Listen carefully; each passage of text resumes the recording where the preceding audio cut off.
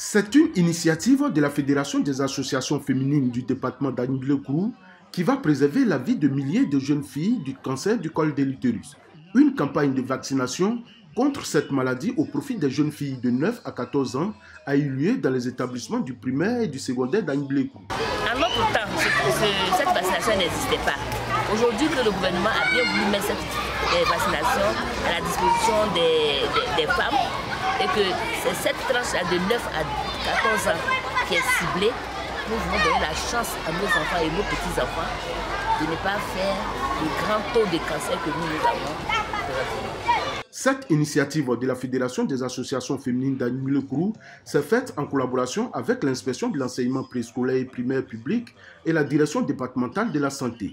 Cette campagne de vaccination n'exclut pas les filles non scolarisées ou déscolarisées. Le cancer du col de l'utérus est l'une des causes de mortalité chez la femme. Et le cancer évolue à bas bruit. Lorsqu'on découvre qu'il y a une cellule cancéreuse au niveau du col de l'utérus, on compte l'espérance de vie en mois. 6 équipes constituées ont sillonné tous les établissements scolaires d'Anniblé-Kourou pendant 3 jours qu'a duré cette campagne. Le préfet du département d'Anniblé-Kourou a salué cette initiative de la Fédération des associations féminines. On a dit, c'est justement des parents quelque part qui créent des blocages. Mais il faut qu'ils comprennent qu'en acceptant cette vaccination-là pour leurs enfants, c'est une façon de lutter contre cette maladie. Cette campagne de vaccination contre les cancers du col de l'utérus a eu lieu en prélude à l'investiture de la Fédération des associations féminines du département d'Anniblé-Kourou.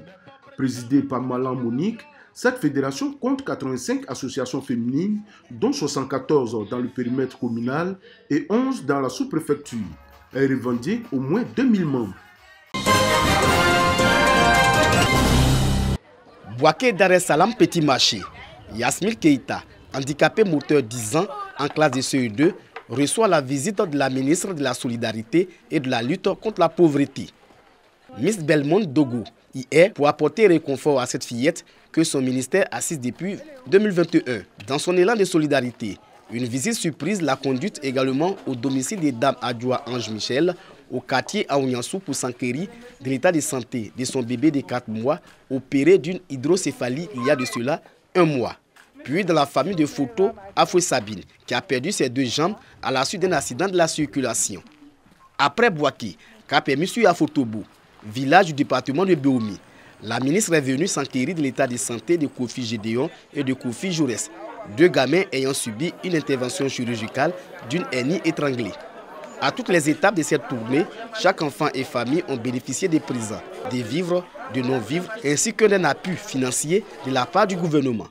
L'action sociale s'inscrit dans le cadre du dimanche de la solidarité. Pour ceux qui n'ont pas pu avoir l'assistance du gouvernement, leur donner l'assurance que 2023, le gouvernement prend l'engagement de faire mieux que 2022. Donc, chaque Ivoirien, peu importe qui il est, a du prix aux yeux du gouvernement et nous prenons l'engagement l'année prochaine de répondre aux attentes des Ivoiriens. Geste salué à leur juste valeur par les bénéficiaires. Je remercie Papa Alassane Ouattara et maman Dominique, Madame la ministre, pour tout ce qu'elle a fait pour moi, pour mon frère et pour ma soeur. Parce que sans elle, aujourd'hui, on pouvait mourir, quoi. Elle nous a soutenu, elle a soutenu ma grand-mère, fait tout et donc lui rendre toute la gloire. Mon fils qui devait construire une maison pour moi, il a décédé. C'est lui qui est parti. Il dit grand merci de ce qu'il a fait, le début jusqu'à aujourd'hui. Qu'aujourd'hui, c'est déplacé pour venir dans cette maison. Oui, Seigneur. Après Abidjan, Yamoussoukro, Bouaké est la 3e ville du pays à bénéficier des actions du dimanche de la solidarité, qui à ces jours a permis de venir en aide à plus de 45 000 ménages. Le parvis de l'hôtel communal de Cocody aux couleurs du pagne tissé. Sur l'été, des mannequins arborent diverses collections.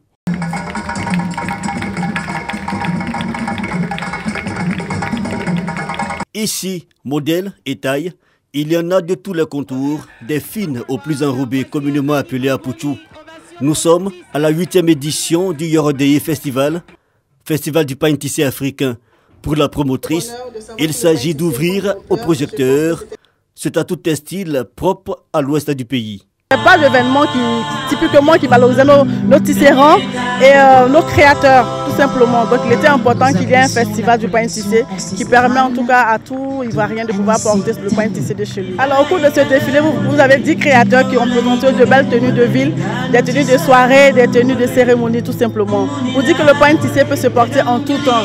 Cette nuit est également l'occasion pour certains promoteurs et artistes de faire montre de leur talent. Surtout les voisins, dans les pays voisins, nous voyons que les collègues font la promotion de leurs pagnes, les pagnes qu'ils font chez eux. Alors nous, à notre tour, je pense qu'on ne peut faire que la même chose et même faire plus. Parce que c'est quand même la Côte d'Ivoire.